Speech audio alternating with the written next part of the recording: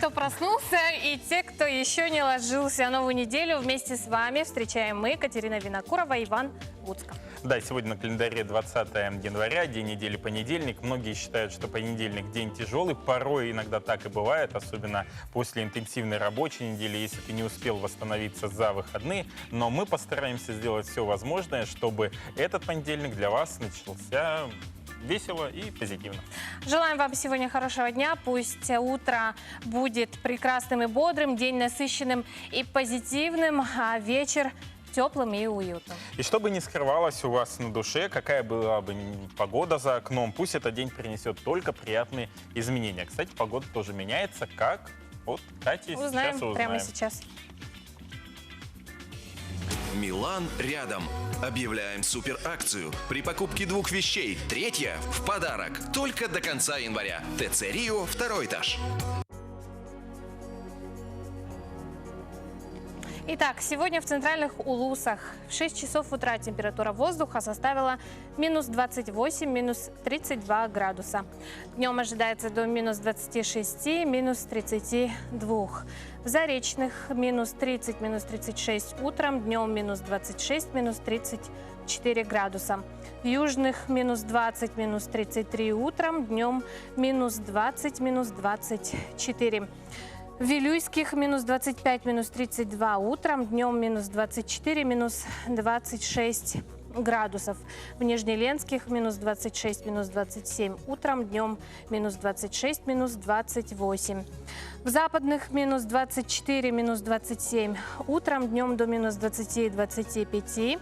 В Колымы-Дигирских минус 29, минус 52 утром, днем минус 28, минус 39. В Янских минус 35, минус 43 утром, днем минус 28, минус 32. На северо-западе минус 19, минус 42 утром, днем минус 21, местами минус 34.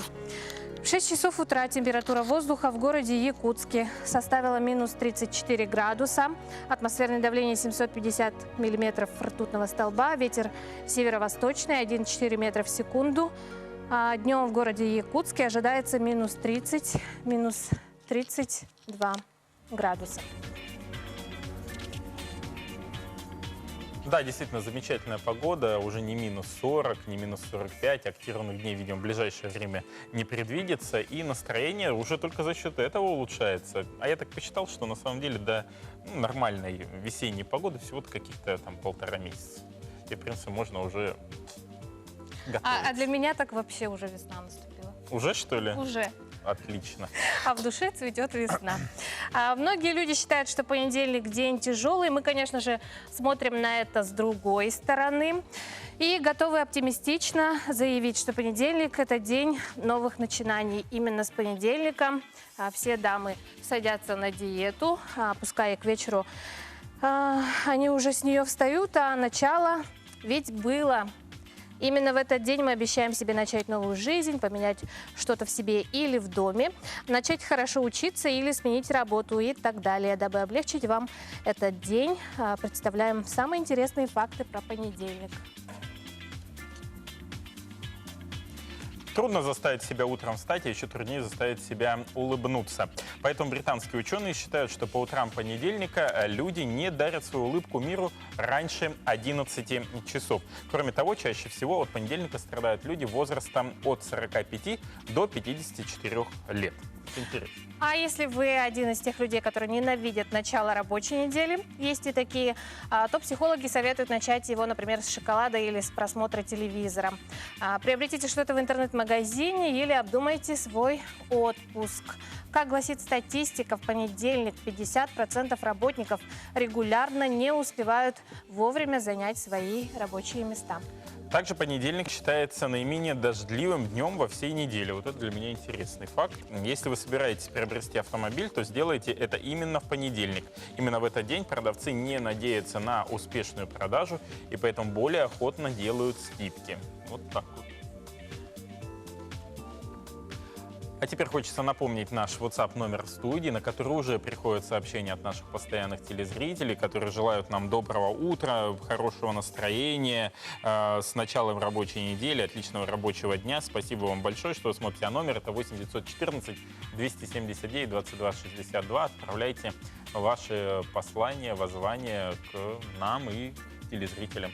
Ну а мы продолжаем. С 14 по 16 января во Владивостоке проходил полуфинал дальневосточного этапа одного из флагманских проектов президентской платформы «Россия – страна возможностей» конкурса среди управленцев «Лидеры России». Со всех субъектов Дальневосточного федерального округа заявки подали 9644 человека, но по итогам тестирования в полуфинал смогли пройти всего 330. Кстати, среди них и мой соведущий Иван Петрович, с чем я и поздравляю. Спасибо. И гостю наш представишь? Да, и мы участвовали вместе с Катей, она одна из 30 тех участников, которые прошли все сложные испытания от Якутии. Катя, доброе утро. Кстати, Катя работает старшим референтом секретариата первого заместителя председателя правительства республики. Доброе утро, Катя. Здравствуйте. Ну, я для начала расскажу, как вообще я решилась на этот конкурс. Когда первый раз он начался, это, по-моему, было 3 года назад, мне позвонила бабушка и говорит: Катя, почему ты не участвуешь в конкурсе? Смотри, там по Первому каналу реклама. Я говорю: ну, баба, ну ты что, там супергении участвуют. Ну, и как-то на этом тема и закрылась. Потом я не участвовала, а в прошлом году я опять увидела рекламу, подумала: а почему бы не поучаствовать? Ну, вот просто вот у меня есть свободное время, я особо не готовилась, конечно. У меня были командировки, и в перерывах там между командировками поступали тесты. Ну, для начала, сначала видеовизитка, потом эссе пишешь, а потом начинаются тесты. Самое сложное. Вербальные, числовые, на стрессоустойчивость, на работоспособность. В общем, очень много тестов. Действительно, проверяли по полной всех участников. Были тесты даже на общее знание, и в них ходила культура, где проверяли и картины известных художников, и кино, и я поняла, что в этом есть немного мой пробел. И с помощью конкурса, кстати, и здесь я пополнила знания. Вот. И потом, когда прошли тесты, мне пришло долгожданное письмо, что я прошла в полуфинал.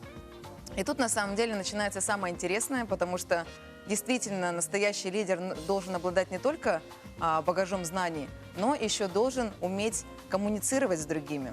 Это на самом деле очень важно. Не зря проводится много очень тренингов на то, как найти общий язык с сложными людьми, сплотить команду и прочее. Это не просто так, когда вот приезжают коучи и учат успешному успеху. Вот. А это действительно то, что нужно настоящему лидеру. Да, может быть, некоторым людям не нужно, кто сидит все время в кабинете, там, например, не выходит, а те, кто хочет стать лидером, действительно должны находить общий язык даже со самыми сложными людьми. Далее, когда мы приехали на полуфинал, у нас были задания на поиск верных решений, но уже в группах людей. Нас разделили по 10 человек, у нас менялись столы 4 раза. Ну, 4-й стол уже был более такой развлекательный, но 3 стола у нас были такие серьезные. Мы решали кейсы. Вот, и тут были некоторые сложности, над которыми вот я уже вынесла, что мне нужно работать над этим. Потому что были люди разные. Были люди такие очень самоуверенные, были люди, которые очень перебивали других, не давали сказать, продвигали свою идею так твердо очень. Но на самом деле это неверное решение. Такие люди не прошли финал. Вот. Но при этом меня вводили в ступор данные личности, потому что я не знала, как с ними коммуницировать. Это действительно целая наука, когда ты умеешь находить общий язык с такими людьми. Вот. И вроде как они все равно не пройдут, но такой некий дестрой в команду они все равно вводят. Вот. Но конкурс мне очень понравился, потому что на самом деле была такая очень благоприятная атмосфера. Никто не ходил, не общаясь с другими, все общались, все знакомились. На самом деле очень круто, потому что я нашла и очень хороших знакомых с других регионов. Вот. Мне это очень поможет, наверное, в будущем. Вот. Но после конкурса будет самое полезное, что я очень жду. Каждый участник получает обратный фидбэк на то, какие стороны у него есть слабые, на то, какие стороны сильные, и дают рекомендации о том, как себя прокачать в этом плане. И я очень этого жду. Мне конкурс очень помог. Я считаю, что когда я уже наверстаю упущенное именно в плане коммуникаций, в следующем году я, наверное, постараюсь еще раз вот, победить в этих Катя, ну финалах. известно, что ты взяла специальный приз за видео. Что это за работа? Ну да, за видео мы взяли приз. На самом деле мы увидели в общем чате, что идет конкурс на лучшее фото и видео. И мы сидели как раз с моим другом. Это вот во время полуфинала, да? Да-да-да, с другом сидели из Якутии как раз. Я говорю, а давай снимем видео. А у нас что-то был какой-то перерывчик такой. Я говорю, все, давай, на телефон, нас снимай. Как будто я вот здесь выхожу, здесь иду, здесь как будто кушаю. Вот. И потом у нас был мастер-класс, семинар одного человека. И он был по цифровым технологиям, и я одним ухом слушала, а другим смотрела наш ролик и делала его на вот этот конкурс. В общем, у нас заняло где-то 15 минут на съемку и 10 минут на монтаж. Ну и все, я потом его выложила, отметила, и вот он. Нет, желающие-то могут увидеть его в Инстаграме у Кати. Да. Она его там выложила с хэштегами определенными. Да. Но действительно, вот ролик за 15 минут сняла прикольный ролик. Вот я наблюдал за ним, и вот никто не сомневался в делегации Якутии, что этот ролик займет приз. Потому что он простой, доступный. А приз-то какой был? Приз мне подарили на Яндекс-станцию с Алисой. Вот, и я пыталась в ней разобраться. Очень сложная технология. Ну, С Алисой уже коммуницировать не да, она очень, меня да. ни в чем не понимает. Я ее спрашиваю, она говорит, я вас не понимаю. Ладно.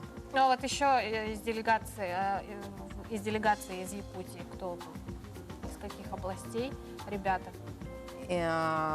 Очень, кстати, почему-то есть такое неверное суждение, что в конкурсе участвуют в основном чиновники. На самом деле чиновников очень мало. Точнее, вот, например, из нашей делегации, ну, может быть, еще с муниципальных служащих есть пару человек, и все. Это из 40 человек у нас, ну, очень мало. Остальные все – это представители, например, малого и среднего предпринимательства, банкиры есть, люди из производственных предприятий. Вот. И это неверное осуждение, что участвуют только чиновники. Очень мало. Участвуют все. Даже участвовал, по-моему, президент Федерации бальных танцев из другого субъекта. Вот. Разные люди, совершенно разные. Вот. Интересно с ними находить общий язык. И вот многие же ведь думают, что конкурс это для того, чтобы чиновников создать. Да-да-да. Но на самом деле это далеко не так. Это просто формируются определенные знания, навыки и компетенции, чтобы просто человек развивался и мог себя в любой сфере. Да. Кстати, там бы собеседования же проводили ряд компаний. Допустим, вот Да, были собеседования, кто хотел, в принципе, участвовал. Но для меня, вот я лично участвовала не для того, чтобы меня потом подвинули на супервысокую должность, и я сидела такой босс. Нет, я участвовала, я хотела получить грант на обучение. Вот, потому что, ну, грант на обучение – это очень интересно. Можно выбрать любую специальность, потом обучиться, и почему нет? Я, например, также как-то участвовала на грант на Сколково. Вот, я успешно прошла все испытания, у меня был результат выше среднего. Но дальше я не участвовала по некоторым причинам. Вот. Но там примерно такие же были задания, и грант там был, конечно, чуть повыше. Но именно грант на обучение – это очень классно, потому что не каждый может взять и выложить, например, 1 000 000 рублей, которые дают на обучение. Вот, а можно его просто получить благодаря своим знаниям и умениям. царил ли командный дух в команде Якутии, вот на твой взгляд? В принципе, мы все общались, да. Я узнала многих людей, хотя вроде бы мы все из Якутии, кажется, что все друг друга знают. Я видела некоторых вообще впервые. Не то, что некоторых, 90% я видела впервые. Вот. Ну, мы хорошо пообщались, познакомились, вот, с кем-то сдружились. Кто-то уже сказал, что давай вместе на следующий год. Вот. Наверное, некоторые люди опять встретятся. Ну, а ты вот задумываешься о следующем годе, участвовать, не участвовать? Было ли вот, нам же говорили о том, что не участие, а порой это не попадание, точнее, в финал, это определенный волшебный пинок для того, чтобы в следующем году принять участие и Снова что-то... взять. Да, Приятно, конечно. Вот даже мы разговаривали с одним человеком, и он участвовал в прошлом году, получил вот этот фидбэк после конкурса, он почитал эти книги, которые мы порекомендовали, он какие-то прошел курсы по тем местам, которые у него оказались слабые, и в этом году он вошел в финал. Вот. И я сначала думала даже, ну, что я участвовать буду. А сейчас мне действительно хочется, вот я увидела именно свои ошибки, я увидела свои минусы в этом плане. Я не стала искать виноватых, а действительно увидела, в чем я слаба. Например, в плане коммуникации. Вроде как я не кричу, конечно, там, не стараюсь упорно доказать свою позицию, вставая на стол ногами. Нет, но действительно я нашла свои пробелы, и я очень хочу их пополнить и потом в следующем году принять участие. Вот можешь уже как участник этого конкурса сказать, честный он был, нечестный, может ли любой человек туда попасть, если обладает навыки, или опять все знакомство, блат, или еще какие-то связи, допустим? Конкурс, мне кажется, честный. Вот какие трудности, например, возникают, попасть может абсолютно любой. Вот абсолютно любой человек. Я знаю тех людей, которые занимают хорошие позиции, но они даже не прошли тестирование. Есть те люди, которые... У них, ну, вообще специальность даже не предполагает того, что они, в принципе, это должны знать, но они прошли вот из других регионов, с кем я общалась, там были совершенно разные люди. Вот. Сложно, конечно, вот я скажу, как девушка, да, сложно девушкам, потому что очень мало, 19% всего девушек участвовало в конкурсе, тех, кто прошли полуфинал. И действительно сложно, когда ты сидишь с 10, например, мужчинами, и быть убедительной, когда ты представитель слабого пола. Катя, желаю тебе удачи, у тебя все всегда получится. Я думаю, в следующий год, если ты подготовишься, ты будешь в числе финалистов, может, даже суперфиналистов. Спасибо большое за то, что подошла к нам в Спасибо, студию. Катя. Успехов Да, в первой красивая, умная девушка открыла наш эфир. Ретро-машины, ретро-вещи. В Якутске открылся уникальный музей, который вызвал неподдельный интерес не только у жителей столицы, но и у гостей. Тему продолжит Наталья Колесова. Назад в прошлое или возвращение в СССР. В Якутске открылся музей ретротехники, винтажной атрибутики, который у якутян вызвал довольно большой интерес. По словам организаторов, в выходные дни количество посетителей доходит до 2000. Автомобильная коллекция, которая здесь выставлена, создавалась более 20 лет группой энтузиастов. Все это хранилось в разных местах, по знакомым, по дачам. Что-то восстанавливалось. Что-то выезжало на праздники, День города, День Победы. У нас реставрационный цех свой. Все это там готовится. Сейчас еще около, наверное, 60 машин надо будет подготовить. Каждый, кто пришел смотреть, нашел здесь то, что его греет. Детские игрушки, посуду, предметы домашнего обихода, старая добрая советская бытовая техника. То, что ежедневно окружало обычного советского человека. У жительницы Якутска Анастасии Зайцевой неподдельный интерес вызвала коллекция кукол. Как она признается, раньше куклы делали намного красивее. Все-таки раньше игрушки делали намного красивее, чем сейчас вот куколки с большими глазами. Очень интересно, даже вплоть до коляски, в которой я еще ездила. Так очень интересно, задумка очень даже неплохая. Конечно, я думаю, места свободного полно, что, скорее всего, коллекция будет пополняться, надеюсь. И очень еще заинтересовали это частные коллекции монет и всяких фотоаппаратов, этих видеокамер. Тоже, кстати, прикольно. А житель города Василий Гасич признается, что, находясь в музее, он путешествует по времени. Его больше всего заинтересовала старая техника, на котором ездили его дедушка, родители. Здесь представлены машины, начиная с 30-х годов. Путешествую во времени. Попадаю на 20, на 30, на 40 лет назад. Ну, вплоть до своего детства, сколько я себя помню. Вот, начиная оттуда, и здесь все. И очень-очень все понравилось. Без преувеличения. Все, начиная от обстановки и кончая техникой, на которой ездили. Мы ездили, наши родители ездили. Всего на Дальнем Востоке подобные музеи есть только во Владивостоке и Хабаровске. И, по словам организаторов, экспозиция будет меняться и расширяться. Наталья Колесова, Александр Слепцов. Новый день. А мы продолжаем наш эфир. Приходит сообщение на наш студийный номер 8 914 279 22 62. Он только для WhatsApp сообщений, туда звонить не надо, только отправляйте текстовые сообщения. Приветствую жителей республики, привет однокурсникам, однокурсницам, с которыми вместе я учился в ГПТУ-7, это училище киномехаников, 76-77 учебные годы. Передаю большой привет. Наш, кстати, постоянный зритель, Легентей Титов, села Тингулю, он вот как всегда смотрит. Приятно. Вот мы сегодня говорим о понедельнике и о новой жизни. А одна прекрасная пара в один прекрасный момент взяла и все бросила работу, все продала и отправилась в путешествие по миру. Причем с кошкой. С этой парой мы вас сейчас познакомим. Это Мэтт и Джессика Джонсон. И живут они так, как многие могут только мечтать. В 2011 году они продали все, что у них было, уволились с работы, купили яхту и отправились в путешествие по миру. Бывший продавец автомобилей и экономист уже посетили 16 стран, включая Багамы, Ямайку, Кубу и Перу. А в 2012 году они приняли в команду еще одного члена, это кошка Джорджи, которая, как оказалось, умеет плавать.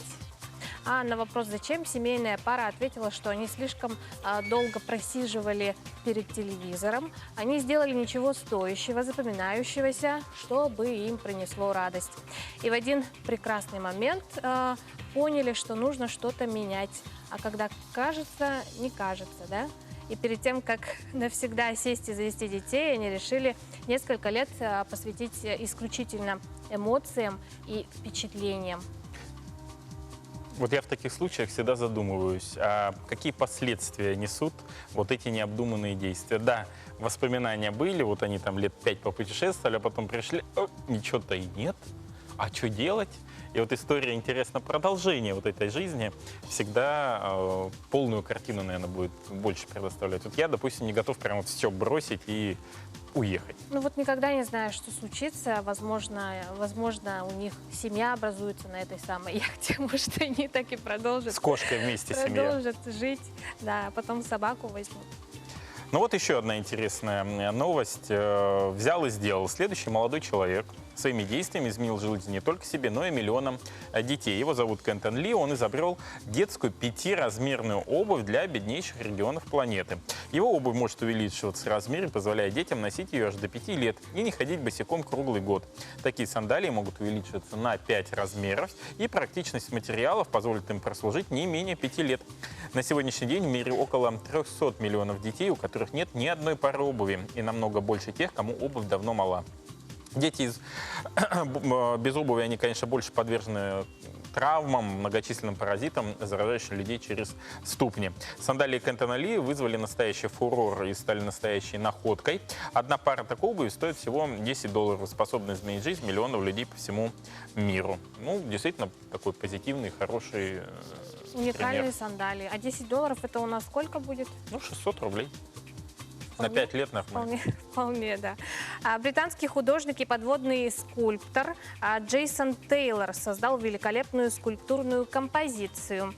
Она представляет собой 4 всадников и наполнена глубочайшим смыслом. По замыслу автора ее особенностью является то, что ее можно увидеть лишь 2 раза в день.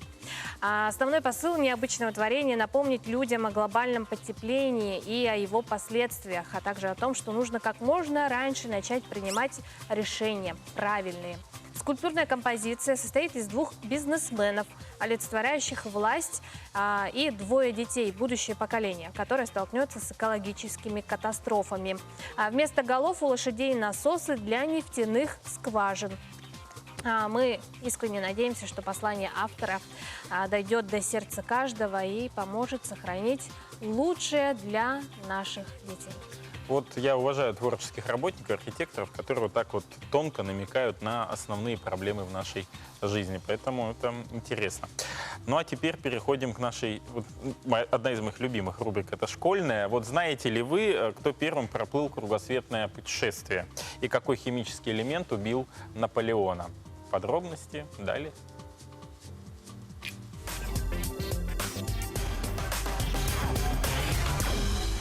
Кто написал повесть «Гранатовый браслет»? Куприн, Есенин или Бунин? Либо Куприн, либо Бунин. Бунин, наверное. Наверное, Есенин. Бунин? Бунин. Куприн, наверное. Куприн. Куприн. Куприн.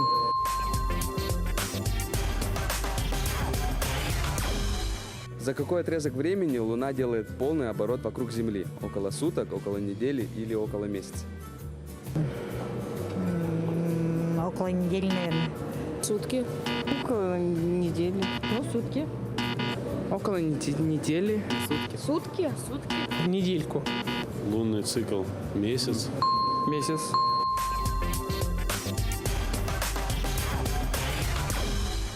Кто совершил первое кругосветное путешествие? Кук, Колумб или Магеллан? Колумб. Кук. Наверное, Колумб. Кук. Колумб, наверное. Колумб. Колумб. Магеллан. Магеллан. Магеллан.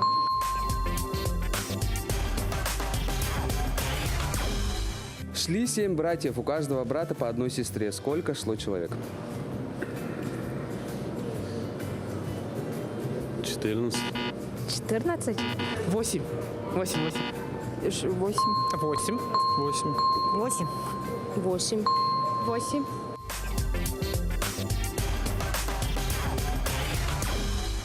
Какой термометр появился первым? Цельсий или Фаренгейт? Цельсий, наверное. Цельсий, наверное. Цельсий. Цельсий. Ну, давайте. Цельсий. Цельсий. Цельсия. Фаренгейт.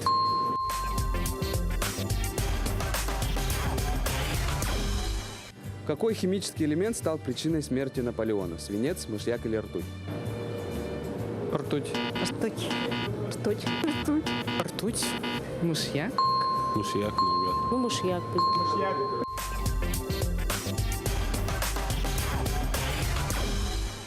Сколько лет городу Якутску? 300, 600? Сколько? Не знаю. 378. 388. 385. 330, наверное. 374. 385. 375. 387. 387.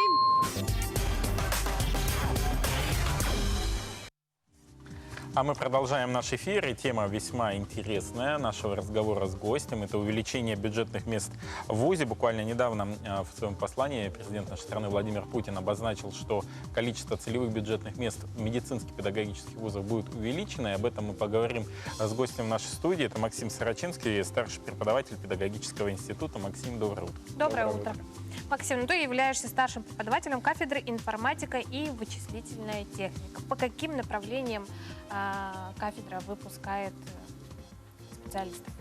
На самом деле я начну с послания, потому что это, наверное, одно из самых обсуждаемых событий этого года, где наш президент Владимир Владимирович обозначил как основные ориентиры развития нашей страны, так и проблемы, но и пути их решения.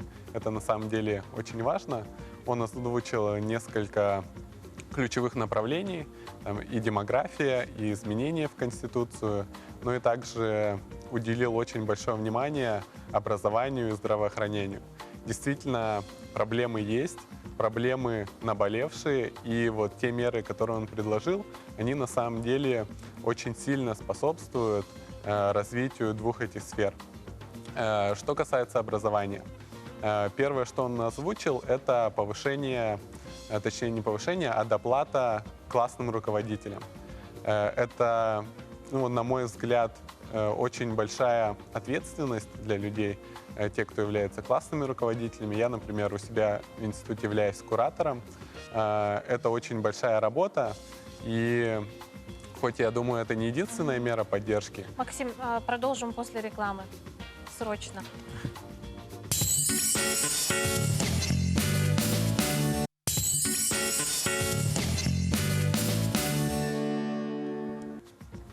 А мы продолжаем беседовать с Максимом Сорочинским, старшим преподавателем Северо-Восточного федерального университета, педагогического института. Говорим об увеличении бюджетных мест вузов, то, что было сказано в послании президента нашей страны. И, Максим, в продолжении нашей беседы, как ты считаешь, как это повлияет в целом на нашу молодежь? Вообще, может быть, как-то изменится система подготовки, может, как-то уже перспективы какие-то появятся у наших ребят? Да, еще один очень важный момент озвучил Владимир Владимирович – это увеличение бюджетных мест в регионах. Это на самом деле тоже очень важно, потому что существует сейчас такая проблема, что молодежь стремится уехать в центральные вузы, а не остаться учиться и, соответственно, трудоустраивается уже после обучения в центральных вузах в этих городах. Поэтому, на мой взгляд, это очень хорошая мера поддержки. Соответственно, чем будет больше бюджетных мест, тем будет больше людей оставаться у себя в регионе, у нас в республике и, соответственно, развивать республику. Как педагогический институт будет привлекать молодежь? На самом деле педагогический институт – это одно из старейших учебных заведений в нашем регионе, которые готовят кадры высшей квалификации. Вот в этом году будет юбилей 85 лет. Педагогический институт всегда очень активно работает над профориентационной работой. Это различные олимпиады, выбор проф, это Северо-Восточная олимпиада школьников, через которую тоже привлекаются новые абитуриенты. Это и различные профориентационные выезды в улусы, в деревни. Мы стараемся охватить всех. Вот с этого года мы еще, скорее всего, будем выпускать серию роликов, чтобы как-то осветить деятельность нашего института и рассказать, что за специальности, кто чем занимается и вообще, как у нас проходит жизнь студентов в институте. Дополнительные баллы как-то можно получить при поступлении в ВУЗ? Есть какие-то программы? Да, раньше дополнительные баллы давались только, например, за олимпиады и школьникам, у которых есть золотые медали. Сейчас же этот спектр немного расширен. То есть всего можно получить порядка 10 дополнительных баллов по разным направлениям. Это учеба, наука, спортивные достижения, олимпиады и мероприятия профориентационной направленности. Например, золотому медалисту положено 5 дополнительных баллов. Если человек выигрывает Северо-Восточную олимпиаду школьников, соответственно, это 10 баллов. С полным перечнем всех дополнительных баллов можно ознакомиться на сайте приемной комиссии университета. Да, то есть они дополнительно начисляются к ЕГЭ. И на самом деле являются вот таким небольшим стимулом для абитуриентов. Спасибо большое, Максим, что подошел этим утром в нашу студию. Хочется пожелать успехов в твоей работе, и чтобы количество студентов, точнее абитуриентов, желающих поступить в педагогический институт, росло. Спасибо. Как говорится, будем следить за развитием событий. Далее передаем слово нашим коллегам из информационной службы. Оставайтесь с нами.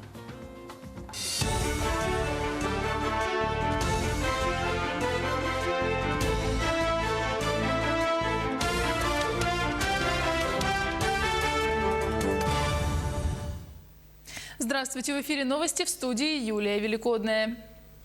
Конференция по Ливии состоялась в Берлине. Участники переговоров, лидеры и министры иностранных дел ведущих держав собрались в столице Германии, чтобы убедить враждующие сторон ливийского конфликта пойти на долгосрочное прекращение огня, рассказывает Сергей Берец. Берлин принимает мирную конференцию по Ливии под эгидой ООН. Главы государств и правительств, министры иностранных дел ведущих мировых держав стремятся положить конец ливийской гражданской войне. Именно к этому они намерены склонить лидеров противоборствующих сторон – премьер-министра правительства национального согласия Фаиза Сараджа и командующего ливийской национальной армией фельдмаршала Халифу Хафтара. Первый возглавляет признанный международным сообществом кабинет в Триполи. Второй представляет параллельную администрацию с центром в Тобруке, на востоке страны. Войска Хафтара с апреля прошлого года ведут наступление на столицу некогда единого государства. Ливия разделилась на две части и погрузилась в гражданскую войну после свержения и убийства в 2011 году диктатора Муаммара Каддафи. На прошлой неделе президенты России и Турции предприняли неудачную попытку примирить Сараджа и Хафтара на встрече в Москве. Те отказались от непосредственного контакта друг с другом. Анкара поддерживает правительство Сараджа. Хафтар, как полагают многие аналитики, пользуется расположением Кремля. Отдельную встречу с Хафтаром провели канцлер Германии Ангела Меркель и президент Франции Эммануэль Макрон. Ведущие страны ЕС добиваются эмбарго на поставки оружия в Ливию и отправку туда иностранных войск. Накануне саммита стало известно, что армия Хафтара перекрыла трубопроводы, по которым нефть из месторождений в пустыне поступает в порты на северном побережье Ливии. Вероятность достижения в Берлине договоренности о прекращении огня между сторонами ливийского конфликта довольно высока, но не гарантирована.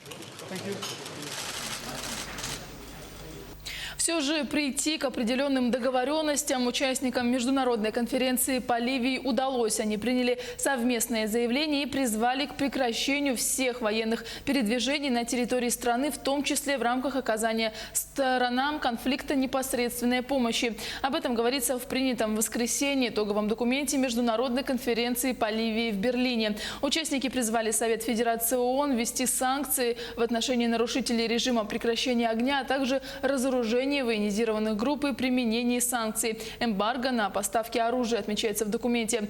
Участники конференции также призвали осуществить способствующие укреплению доверия меры, такие как обмен пленными. Переходим к новостям нашего государства. Исполнение инициатив по поддержке семей, озвученных президентом России Владимиром Путиным в послании Федеральному собранию, является приоритетным направлением, заявил исполняющий обязанности первого вице-премьера, министра финансов России Антона Силуанова в программе «Москва, Кремль, Путин» на канале «Россия-1». Цитата: «Это для нас приоритет, сколько бы это ни потребовало ресурсов». Исполняющая обязанности вице-премьера Татьяна Голикова, в свою очередь, отметила, что для решения сложнейших задач есть и воля, и ресурсы. Объем поддержки бизнеса якутскими микрофинансовыми организациями достиг 552 миллиона рублей. За 9 месяцев прошлого года микрофинансовые организации Якутии выдали микрозаймы на сумму в 1,4 миллиардов рублей, что на 28% больше аналогичного показателя 2018 года. Более трети этих средств пришлось на поддержку малого и среднего бизнеса. Объем предоставленных средств субъектам малого и среднего бизнеса за 9 месяцев увеличился на 60% и достиг 552 миллионов рублей. Это самый высокий уровень поддержки предпринимателей на Дальнем Востоке со стороны микрофинансовых организаций. Средний размер займа в этом сегменте составил 2 миллиона рублей. Не переключайтесь, впереди еще много всего интересного.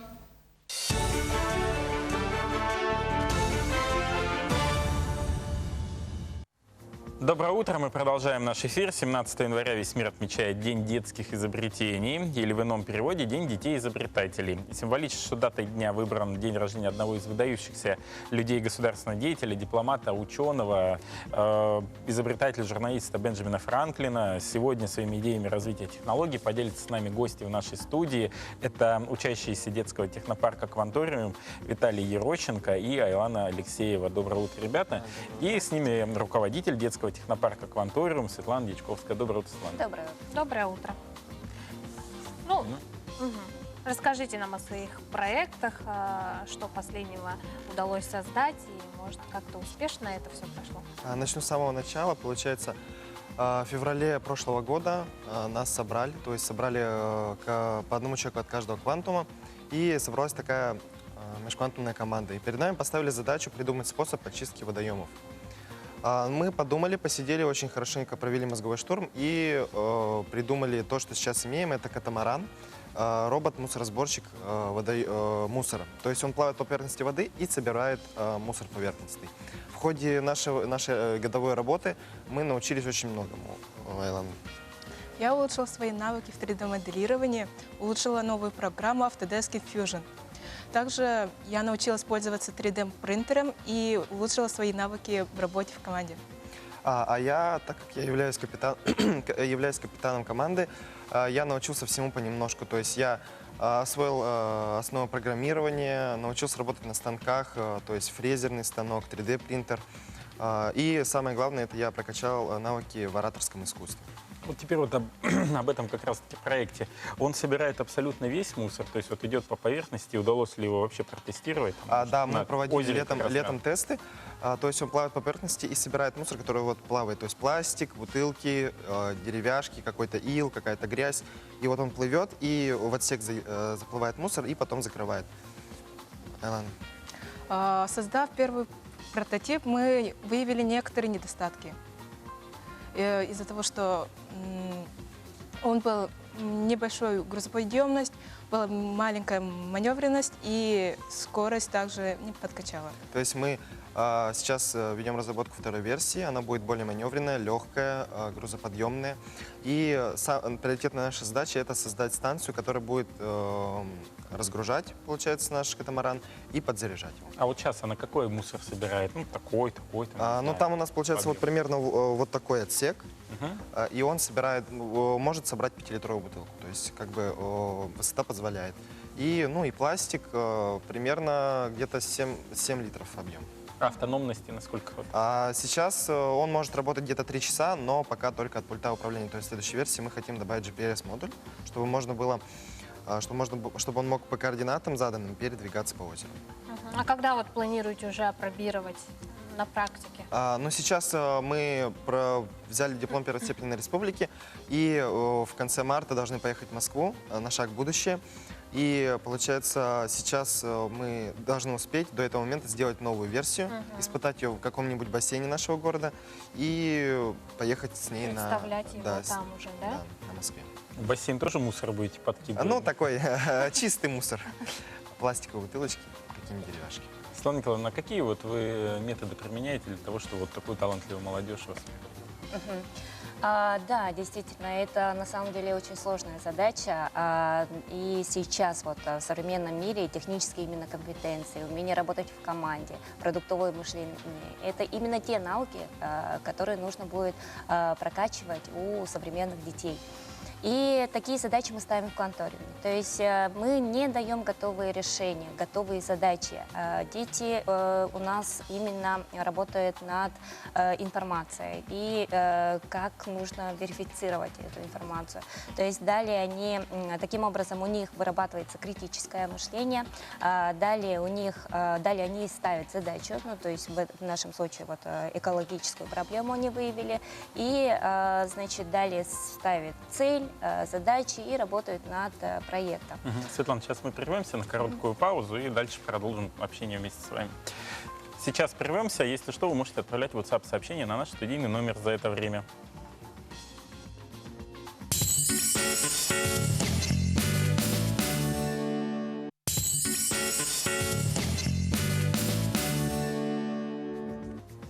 Мы продолжаем общаться с нашими гостями. У нас в студии учащиеся детского технопарка «Кванториум» и их руководитель Светлана Дичковская. И вот, Светлана, как поступить вообще непосредственно в «Кванториум»? Что для этого необходимо? Нужно ли уже обладать какими-то знаниями и, может, какие-то документы? Для того, чтобы попасть в «Кванториум», нужно иметь только желание. То есть с 5 класса мы всех желающих набираем. Вот как раз сейчас объявлен набор во все квантумы, и со следующей недели можно уже приступить к занятиям. И для эффективной работы хотелось бы добавить к разработкам проектов. Для эффективной работы мы работаем с компаниями, с предприятиями. Да, в этом году нас очень хорошо поддерживают местные компании, и очень хорошо поддержал Арсен Григорьевич Томский. Да, при разработке вот как раз-таки представленного тоже катамарана он очень хорошо все это понял и таким образом поддержал ребят. И что касается умения работать в команде, вот тоже очень важная здесь мысль, то, что здесь именно при разработке проектов нужно уметь работать в команде. Это очень для каждой цели, реализации цели, нужно, это как фундамент при реализации цели. Значит, тут... Вот я только хотел уточнить, да, вот по «Кванториуму» там какие направления есть, куда ребята могут записаться? Только ли робототехника или еще есть моделирование, не знаю, там, программирование? Да, вот у нас 9 направлений, 9 технических направлений, и вот все те навыки, о которых мы говорили, мы закладываем в первой части, то есть это софтовой части, а далее уже идут хардовые компетенции. То есть это умение работать с инструментом, умение работать с оборудованием и разработка как раз-таки вот этих проектов. Это все в команде. А дальнейшие планы у вас с ребятами какие?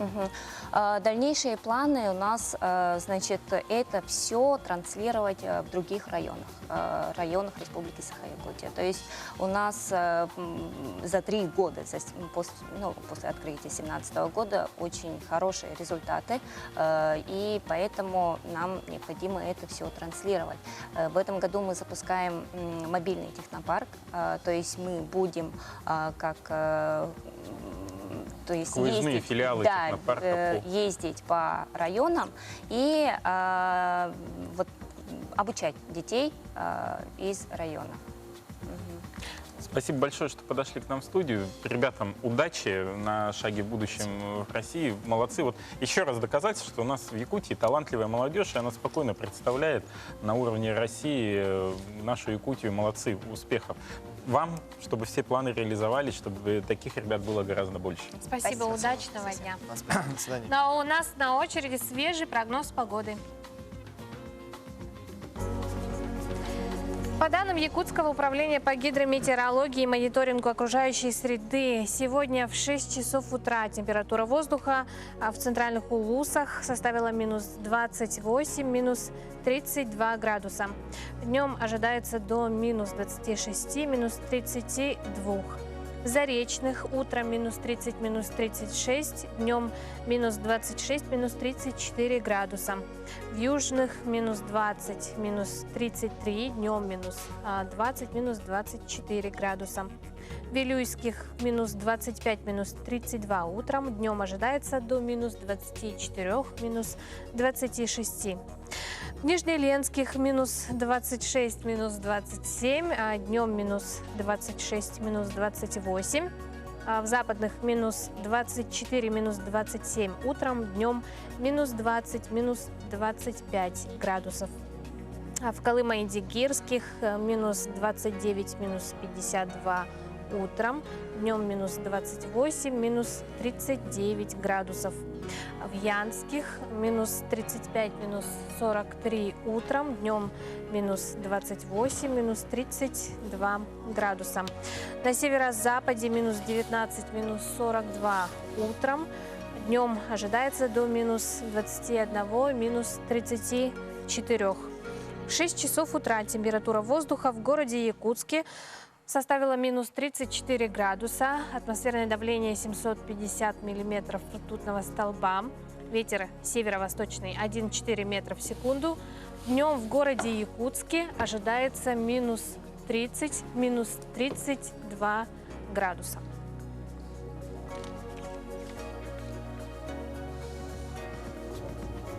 Доброе утро. Мы продолжаем под хорошую погоду, судя по ее прогнозу, наш эфир. И поговорим о тех вакансиях, которые предлагает Центр занятости населения города Якутска вот в это ближайшее время.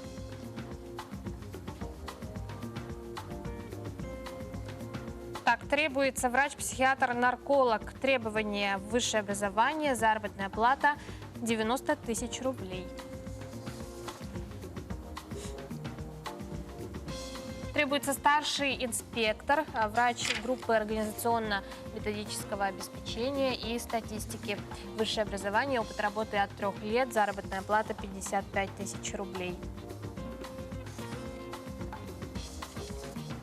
И начальник отделения специализированного в прочих отраслях, врач-эксперт. Высшее образование, опыт работы от 3 лет, заработная плата 60 тысяч рублей. Вот так вот врачи требуются. Ты знаешь, что ты без 5 минут чуть не стал врачом-психиатром, наркологом. Как это? Вот была такая возможность, предлагали мне. И поэтому мог бы консультировать людей. Но вот так. Ну а мы продолжаем наш эфир. Туризм в Якутии развивается, и несмотря на то, что большой акцент сделан на развитие въездного туризма, растет число якутян, развивающих внутритуризм. Сегодня в нашей студии любители пешей ходьбы, люди, связанные с одной идеей. Это Туроя КО Наговицына, пеший турист. Доброе утро. И Евгений Ладиков, он турист-водник. Доброе утро. Доброе утро, уважаемые гости. Вот как создалось ваше движение? Вот мы видим, я так понимаю, уже флаг этого движения. То есть все серьезно. Все серьезно. Значит, нашей группе, вот эта группа СОЛ, ей в этом году исполнилось 6 лет. Она создана, некоммерческая структура, создана энтузиастами. То есть девушки ходили в лес, познакомились и решили создать такую группу, придумали флаг, придумали девиз, ну и так далее, тому подобное. Проводим мероприятия, гуляем. ходим Сколько гулять. человек сегодня насчитывается? Так, ну у нас, наверное, сейчас более 200 человек уже в нашей группе. Это те, кто активно ходит, и, естественно, есть такие люди, которые там ходят редко. Присматриваются к этим походам, да, которые готовы присоединиться к нашим походам в любое время, да, потому что у нас не ограничено количество людей. Идут люди, те, которые могут идти. Да? То есть вот на сегодняшний день у них появилось желание и хотели бы присоединиться к нашим походам, и они присоединяются, и мы с удовольствием рады видеть их в нашей группе, да, поучаствовать в этих мероприятиях, которые мы предлагаем. Вот. А что это за маршруты, да, какие у них расстояния, сколько они занимают по времени и какие точки? Маршруты абсолютно разные, и каждый выбирает по своим силам. То есть маршрут может быть и 2-километровый. То есть мы предлагаем маршруты даже вот по нашему городу, по достопримечательностям города у нас есть маршрут. У нас есть маршрут в лес, допустим, есть маршруты 20-километровые, есть маршруты 40-километровые, допустим, от Якутска до Нижнего Бестяха и обратно. То есть хороший маршрут, замечательный, то есть он без подъемов, без спусков, но у него протяженность большая. Занимает практически весь день, с утра до вечера, и в этой группе мы обсуждаем, что одеть, как одеться, какое снаряжение с собой взять, как снабдить рюкзаки свои, да, чем они должны быть обеспечены, там, медикаменты какие продукты питания. Мы это все обсуждаем, чтобы люди знали и готовились к этим походам, ну, как минимум, хотя бы за этим. А вот самое краткосрочное, самое долгосрочное? Самый краткосрочный, ну, это километра 2, наверное, да, то есть он занимает полчаса, час, может быть, занимает этот маршрут, да, то есть мы выходим, это фотосессия чаще всего, да, то есть такой, выходим на красивые места, то есть это поднимаемся на Мыраны, да, если вы знаете, да, в городе Чурмуран есть, да, поднимаемся, Сопка Любви, вот на такие короткие маршруты, да, это вот самый короткий маршрут. Вот самый длинный это вот до Нижнего Бестяха мы ходим, вот то, что в окрестности города. Ну это по льду получается. Это уже, по льду, Да, да. по льду зимой только.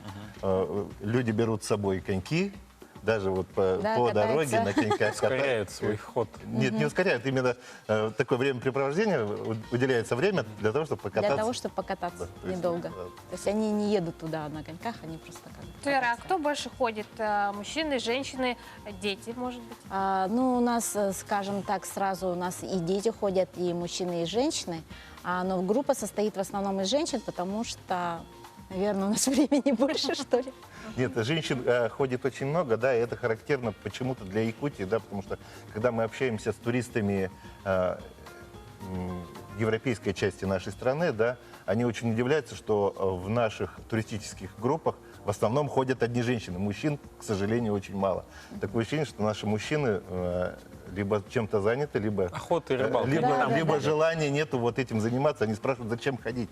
Зачем? То есть это же не охота, это же не добыча чего-то. Вы для чего ходите, спрашиваю. Да? А вот для чего вы ходите? Для чего мы ходим? Ну, это, как сказали, вот вчера я читала, девчонки пишут, они пишут, что это как бы сродни медитации. Если ты идешь куда-то вот по природе, дышишь свежим воздухом где-то примерно больше, чем 40 минут, то уже по-другому настраивается как бы мозг, мышление и так далее. И сродни психотерапии, возможно, какой-то.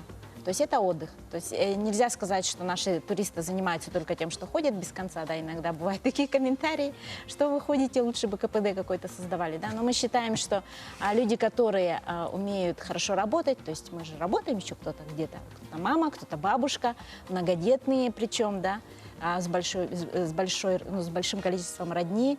Это такой вид отдыха, медитации, посвящения времени себе, приведению мыслей в порядок. Я так понимаю, что девчонки это те, кто с вами в группе ходят, да? И вы да, там... наши девчонки примерно возраста от Вот, 16... я хотел про возраст, да, спросить. Вот сколько этим девчонкам лет? От 16 до 82 лет, наверное, самый взрослый. По ограничению возраста тут нету, да, вы знаете, со мной ходит, вот я вожу походы, я председатель школы 23-й, да, и 23-ю школу я пытаюсь вывести на туристический лад, да, и с нами ходят дети, вот самый маленький ходил ребенок 3 года.